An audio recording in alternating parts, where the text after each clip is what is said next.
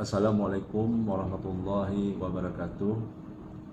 Saya Haji Mirwan MS selaku Bupati Aceh Selatan dengan segala kerendahan hati menyampaikan permohonan maaf yang sebesar-besarnya atas ketidaknyamanan, keresahan, dan kekecewaan banyak pihak, terutama kepada Bapak Presiden Republik Indonesia Haji Prabowo Subianto dan Bapak Menteri Dalam Negeri Haji Tito Karnavian dan juga pada Bapak Gubernur Aceh Haji Muzakir Manaf serta seluruh lapisan masyarakat Indonesia, masyarakat Aceh dan masyarakat Kabupaten Aceh Selatan pada khususnya.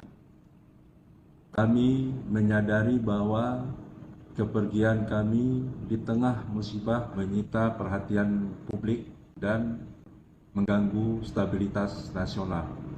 Kami berjanji akan terus bekerja bertanggung jawab terhadap Kabupaten Aceh Selatan pasca banjir, tetap bekerja keras untuk memulihkan kepercayaan publik dan yang paling penting memastikan bahwa kejadian serupa tidak terulang di masa yang akan datang.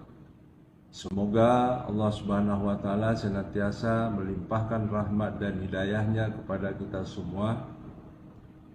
Demikian, Assalamualaikum warahmatullahi wabarakatuh.